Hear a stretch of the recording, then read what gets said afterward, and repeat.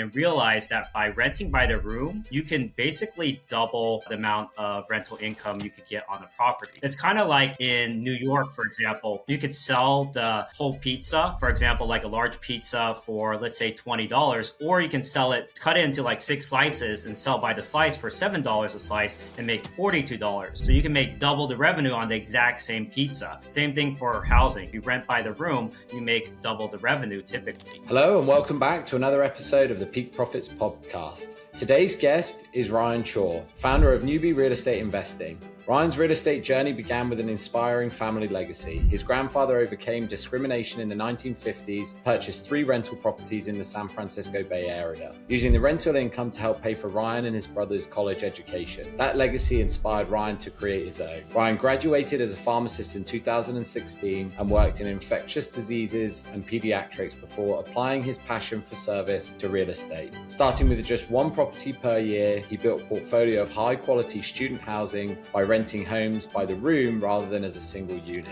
Ryan, welcome to the Peak Profits podcast. How are you today? Thanks for inviting me on. I'm doing great. That's awesome. It would be great if you could kind of bring us back to the start. Obviously, your grandfather's legacy is a huge part of what you've been able to build. So kind of bring us all the way back to that and how that's influenced and helped you throughout your career. Yeah, when my grandpa was able to buy those properties in the Bay Area back in the 50s when they were dirt cheap, over time, it really, obviously, we've seen a lot of appreciation. Rents went up like crazy. And he was not only able to just retire early, but help cover our college tuition. That's when I realized that real estate is one of the best ways to create generational wealth. And so I wanted to get started as soon as possible. I graduated with my doctorate of pharmacy in 2015, and I just worked like hell to get as much capital as possible. I worked like retail pharmacy at Rite Aid, and I work as a hospital pharmacist in infectious diseases. And I was working like 16-hour shifts to save up a lot of capital to buy my first property. I bought the first property. It was a $262,000 house in Stockton, California. And I rented it out to college students at my alma mater college where I went to pharmacy school. I kind of stumbled upon this strategy and got a little bit lucky and realized that by renting by the room, you can basically double the amount of rental income you could get on the property. It's kind of like in New York, for example, you could sell the whole pizza, for example, like a large pizza for, let's say, $20, or you can sell it, cut it into like 6 slices and sell by the slice for $7 a slice and make $42. So you can make double the revenue on the exact same pizza. Same thing for housing. You know, if you rent by the room, you make double the revenue typically. And if you rent out 6 bedrooms for $700 a month each, it's typically around $4,200 for those 6 bedrooms. So that's what I did. I continued to reinvest that cash flow. As you said, buy 1 property a year. That was my goal, is just, keep grinding, making that money, capital to buy 1 property a year. And eventually I was able to replace my pharmacist salary, and I was able to retire at the age of 31. That's incredible. When you were going into that first property, did you have like an underwriting framework down? Like, how did you go into that initial property to ultimately make sure that you could cover the rents? You said there that you stumbled into it a little bit. So I'm interested, was this just, I'm going to buy it and figure it out? Did you have all of your ducks in a row on that first property? How did that all come about? I didn't know very much on my first property. In fact, I did it was only $262,000, but I put $100,000 down on it because I didn't know what I was doing. I was like, oh, 100K sounds like a nice round number. Let me go ahead and put that in. And I didn't realize that most people only do 20% down. So I basically was figuring things out along the way. As you can tell, I was pretty naive, but I was lucky the realtor was able to kind of show me what to look for. He was like, he would go into a house, for example, and he would say, yeah, this roof looks very old. It's missing some shingles. You can tell some of them are falling off. I would not recommend this house unless the seller agrees to pay for, replacing the roof or replacing the shingles on the roof, for example. And so I kind of learned through trial and error. I actually did lose a lot of money on that first house. I lost over $30,000 because I didn't know what to look for. For example, I had like about 3 months after I bought it, I had this tenant call me, my very first tenant, and he said, "Dude, there's like this poop that's coming out of the kitchen sink, spewing out of the kitchen sink. It's all over the floor, the flooring, the nice new flooring, and then it's also backing out in the showers, and it smells, like poop, obviously like sewage." And so I stuck a camera down the pipe and found that the whole line was broken because there were these really large tree roots that were sticking in the pipe. And I had to replace the whole line for about $9,000. Now, there's a lot of other things that I had to replace on that very first house, but I realized that I could have just done a little bit more due diligence. In fact, if I did a sewage lateral line inspection, which only costs like $200, $300, I could have found that the line was already kind of broken and had the seller pay for the replacement of the line before I closed on the property. But because I closed on the property already, I had to make the full repair and pay for all the costs. And how did that impact kind of you? You mentioned there that you lost $30,000 on that property. Was that from cash flow that you lost that 30,000? Was it just you had to pay the additional 30,000? Like, how did you come up to that number? Yeah, so the sewage line was $9,000. I also had to put in an AC system because the house had no AC. It was a very old 100-year-old house. And so I had to go with mini splits because there wasn't even duct work at the house. So it cost me $15,000 to do that. So that was already $24K. And then I had some like a lot of pest issues, rats, cockroaches, etc. And so they were kind of getting in through the openings around the outside of the house. And so I had to patch all those openings. And then finally I had to like replace a deck that was rotting. So there was a lot of things that just happened that I realized I could have just done a little bit more thorough inspections. Like I could have hired maybe a plumber to scope the sewage line, right? I could have had an HVAC person kind of comment about the heating and the cooling at the house, an HVAC technician that is. And just by making those like $100, $200 basically paying that fee to have the technician to come out and comment on it would have saved me a ton of money. And I realized that later on, right? Okay, so now that you've kind of spoken about some of the lessons that you've learned from your first property, how has that changed when you are now going to those properties? Do you have more of a formalized underwriting structure now that you've learned a lot more?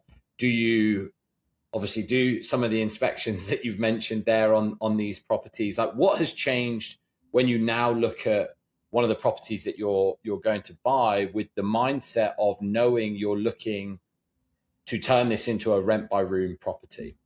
Yeah, so you do have to have a different buy box for the rent by the room strategy for sure.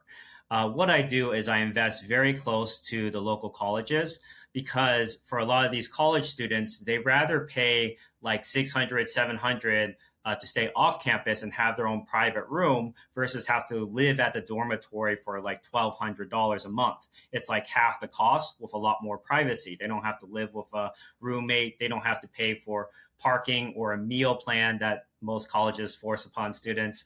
And so it just makes a lot of sense for these kids. And what I do is I invest like within a 5-minute driving distance to the college. So that it's conveniently located nearby the college. They can wake up and get to their 8 a.m. classes. They can basically wake up at like 7:50 a.m. and then roll out of bed and go to class, right? And that's kind of the ideal scenario for most college students.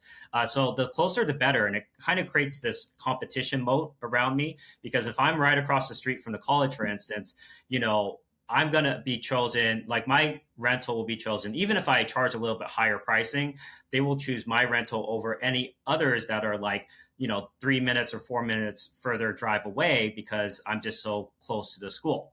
The second thing I look for is also how large is the house too, because if it's 1,500 square foot or more, usually I can get it to 6 bedrooms.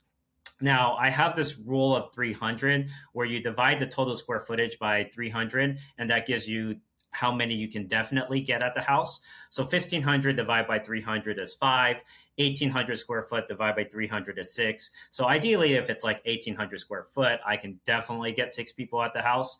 And that's kind of like a good sweet spot because people, have friends, maybe like 5 or 6 friends that want to take the entire house. And so they'll rent out all 6 bedrooms, $700 per bedroom to make like, about $4,200 a month or so in rental income. So I really look for those larger square footage houses that are close by the school and also are in safe neighborhoods. So obviously, if you see like a lot of homeless walking around or you see a lot of trash around the streets, so it doesn't feel safe, no parent is going to want their child to stay there, right? So you have to be really cognizant of the neighborhood that you're in as well. And the last thing I would say is just being affordable too. So, check out what the rent prices are in the area by going to Reddit, for example, and seeing what people are charging for off-campus housing. I also look for like areas that the graduate students are liking, ideally staying in, because I really want to rent to graduate students if possible, and being there by the graduate campus, because those are, really good, high quality tenants that are really focused on getting their professional degree, whether it be like a doctorate of pharmacy, MD, nursing degree, etc. And when you're going through that, that's already quite a lot. When you're not just looking at these houses now as like, this is a house, you're already kind of thinking about renovations that might need to happen to add additional rooms. How does that actually work?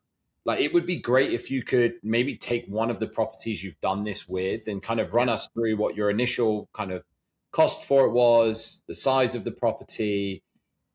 Is there anything you have to do differently from a mortgage perspective because it's a rent by the room versus a traditional home? Like, can you just walk us through one of the properties that you've gone through this with and kind of talk us through step by step all of the stages you had to go through? For sure. So I bought this really large property nearby Case Western in Ohio.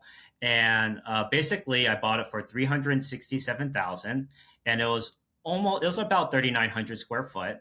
And what I was able to do was, because it had like 10 bedrooms already and 4 bathrooms, I was able to kind of separate it out into a duplex. I think you started out as a duplex and then was converted to a single family home because they got rid of the kitchen. So what I had to do was add in a new kitchen, and then basically separate out the top floor from the bottom floor and have separate entrances. So that cost for the new kitchen, it cost about $19,700, and then separating out, like putting up the walls and everything, cost me about $5,000 or so. And so the all-in renovations was around $24,000, but I got the house for $367,000. So the mortgage itself was around $2,500 or something like this. I think actually maybe even a little bit less than that. And I was able to rent out the house for $7,360 a month in rental income, because each room was about a little bit more than $700 a month. We had a really big loft that we rented out for $850, and actually 2 people ended up staying there for 30% more. So it was around $1,120 to $1,140 or something like that per month. So I rented out the whole house for $7,320 to a group of 10 or actually 12 baseball students. They were all on the same baseball team. They're all friends, and they wanted to take the entire duplex. So, for something like that, the rental income minus the mortgage payment already is almost $4,000 a month, roughly. And then, it made a lot of sense for me because, yes, I put in a good amount for renovations, like $24K or so, but the return was, almost $4,000 a month, basically.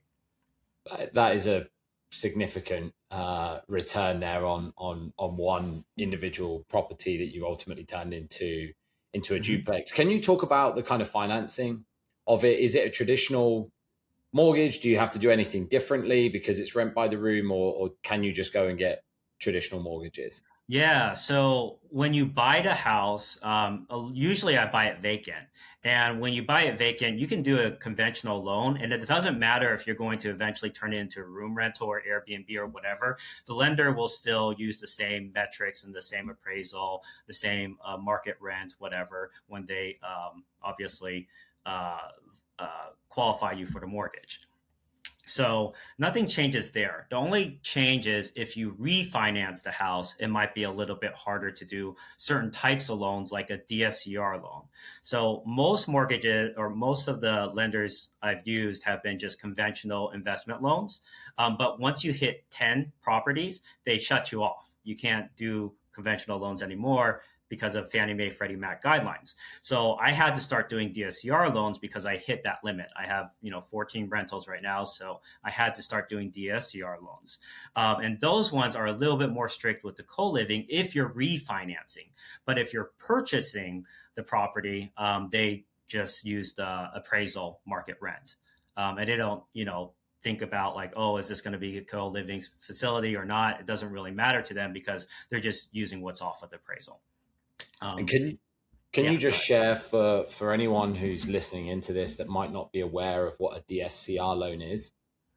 Yeah, so DSCR stands for debt service coverage ratio loan, meaning the rental income is at least covering the mortgage payment. So if your mortgage payment is $2,000 a month, you want your rental income to be 2,000 or more. Usually 25% more. So it could be like 2,500 is the rental income and the estimated mortgage on it would be 2,000. Then that allows you to get qualified for that property, for buying that property. And you don't actually have to show W-2 income to be able to do a DSCR loan because instead of using the W-2 income to qualify you, it's actually using the rental income, the estimated rental income the house could make to qualify you for buying that house. So it's a really powerful loan. It's also 30-year fixed. A lot of it is similar to a conventional loan in that sense. Because you're just making fixed payments for 30 years. The main difference is usually there's a prepayment penalty for like the first 3 years or 5 years. If you were to refinance it within the 3 to 5 years, you usually have to pay a small penalty fee. But other than that, DSCR loans work pretty similar to the 30-year. I would say the interest rates are a little bit higher, right? But they're also really great to use for investors. And so you've used a number of different strategies for financing the homes. You mentioned traditional mortgages. You mentioned DSCR loans. Mhm. You've also used a number of kind of HELOCs as a tool Yeah, to kind of continue to build your portfolio. yeah. What is a HELOCs are HELOC? really cool. How does that work? And how have you made that such a successful tool? For sure. Yeah. So imagine you buy in a good neighborhood, a decent neighborhood, and maybe it's got a lot of job growth, population's increasing, and the appreciation is on average like 6 or 7% per year. Well, after just 3 years, that means 7% times 3 years is 21%. So the house goes up 21%. Now, most houses only require 20% down. So if you put 20% down and the house goes up 21%, you're essentially doubling your money because, you only, let's say it's a 300K house, you put 60K down, it goes up 21%. That means it went up 60,000. So every 3 years, if you're investing in a decent neighborhood, you're essentially doubling your money just from appreciation alone. If you're, getting about 7% appreciation per year. And what you're allowed to do with a HELOC is actually take out that money as cash. So that 21% appreciation, I can take that out as cash and use it as a down payment on the next rental property. Now, I didn't know this at first. Basically, I when I was buying my fourth property, the lender told me I don't have enough money in the bank to buy it, and which was kind of embarrassing because we were already 2.5 weeks in, and he was like, "Yeah, you don't have enough money here." And then he said, "Well, but you said you had 3 other properties. Why don't you check out if you have equity on those properties?" And it turned out I did. I actually had 100K built up in equity, and I was able to take that out as the HELOC and use that to buy the fourth property that I purchased. And so every 3 years, you can basically take out a HELOC, 3 or 4 years, I would say, on each property to buy another one. So every 3 years, you're essentially doubling the number of properties you have. And how many times have you gone through that HELOC process? 4 times so far. Okay. Mm-hmm. And you said you're now at 14 properties? 14, yes, 14. that's right. With And how many rooms is that in total? 90 students. So yeah, roughly 90 bedrooms as well. Wow. Okay. So you've basically got 90 bedrooms, 14 properties. There must be a lot that goes into kind of systems in place, like finding the right tenants. What happens today? Is it typically 12-month leases? What happens at the turn of those leases? Can you talk a little bit about the kind of systems you have in place? Yeah, so for leasing, we always do August to August leasing. And they always have the option to sublet during the summer. A lot of times, I mean, even if it's a 12-month lease and they're paying $700 a month, that's still cheaper than paying $1,200 a month for 9 months and living on campus and having to live with somebody else and pay for a meal plan. So a lot of students still, they don't care if it's 12 months. I even had somebody. This is an interesting story. I had somebody who he got qualified for this financial aid for room and board. And if he doesn't use it, he basically loses it. But what happened is his grandpa or his grandparents got sick. I think it was grandpa or something like that. So he actually moved back home and just lived with the grandpa and left the room empty for the entire year. But because the scholarship or financial aid or whatever, if he didn't use it, he would lose it. He paid for the entire year and didn't live in it at all. So it was basically an empty room, but it was being paid for $700 a month for 12 months. So yeah, students, what's interesting about students is they have multiple ways of paying. They have student loans, they have financial aid, and they have parents paying. So you always pretty much get rent paid. It's very consistent source of income. Because what parent is going to want to stop paying the rent for their kid's room and have that kid get evicted while they're trying to study at their college, right? Most parents don't do that. So yeah, it's nice. You have that parent as a guarantor on the leases. As a backup in case something were to happen, maybe there was damage done at the house. The parents usually end up, forking up the money to pay for the repair or whatever that their kid caused, if that happens. But for the most part, we target graduate students who are pretty, very professional type of tenant. They're really focused on their studies. They really just go home to shower and sleep, and they're back off at school or in lab or whatever, right? So it's a really good system to build the student housing system. Plus, what we do is we offer referral bonuses. So a lot of these kids, they're very well connected socially. They'll bring in their group of like 4 or 5 friends. So if you have, let's say, next year, some people are moving out, one of them will jump in and say, hey, I got 3 friends that want to move in with me.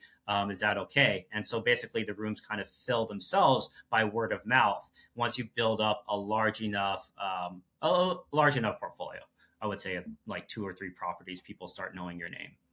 And do you have like a property manager that helps support you, a property management company, or do you manage all of it yourself? Right. So I don't have a formal property management company. What I do is I separate, basically there's 2 systems. There's the marketing system, and then there's like maintenance / customer support, right? So for the marketing, I have a virtual assistant in the Philippines who's full-time do that. And they're based on a commission plan. So the more rooms they fill, obviously, the more they get paid.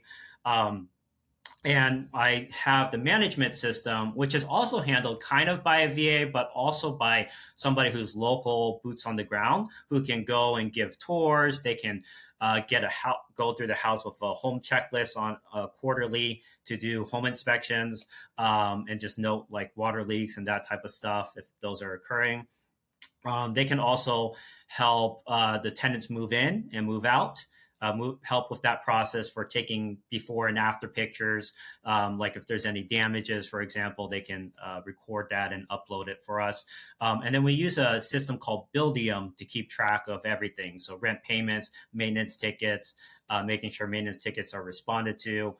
We do have a Rolodex of contractors, our go-to plumbers, electricians, roofers, HVAC technicians, etc. So you definitely want to build out those lists, people that you trust. And then you can have a system that kind of runs on its own. I invest out of state. I also invest in state in California in order to have a good, out of state portfolio that runs like clockwork. You really want to build out those types of systems. So you, Ryan, clearly know your stuff around kind of rent by the room, and you've now turned into a mentor as well as still continuing to do this for yourself.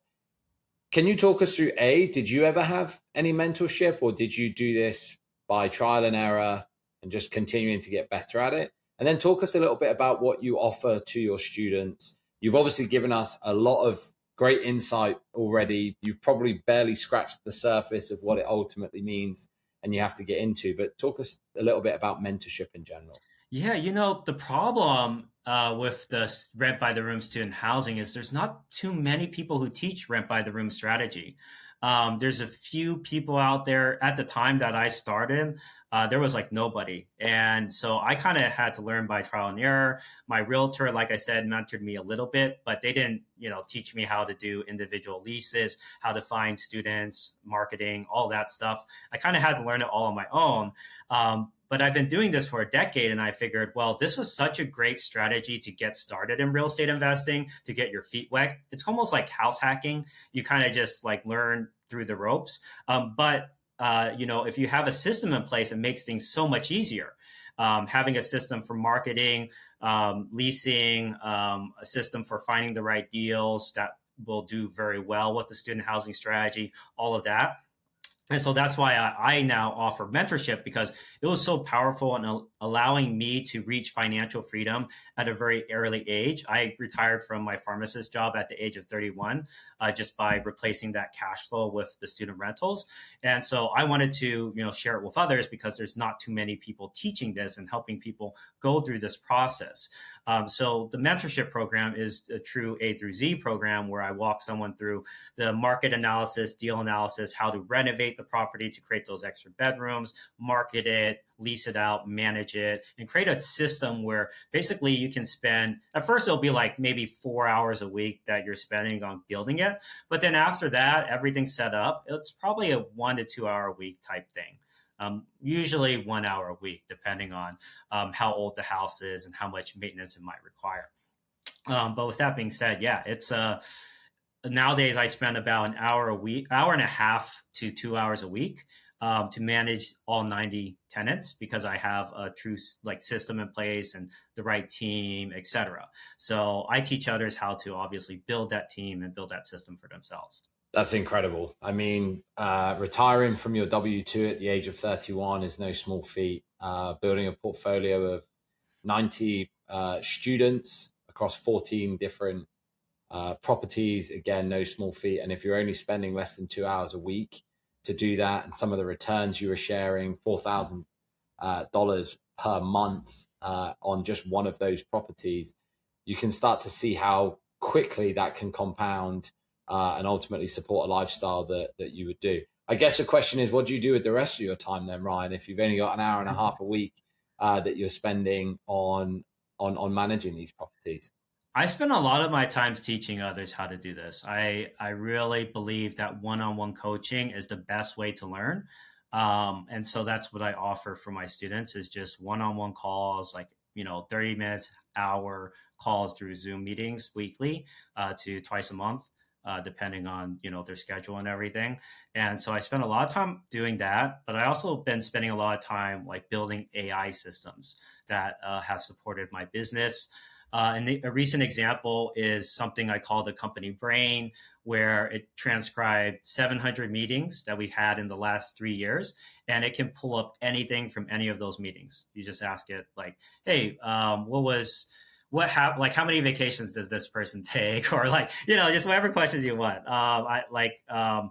Does this list the pros and cons of this contractor? What was the last bid that they gave us for this project? And what were the dates of that meeting, for example? And so, building those AI systems have really saved our team a lot of time. and money. So I just focus on building things like that to support us. And where can somebody get in touch with you if they're listening to this? They think, this is an avenue that I would like to explore. Where can people get in touch with you? What should people be searching for?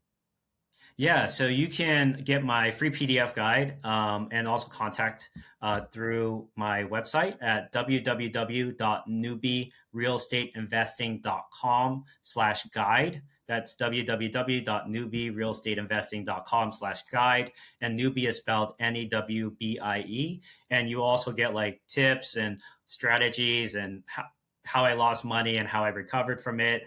All of that about like how to get started and rent by the rooms, using the rent by the room strategy for student housing.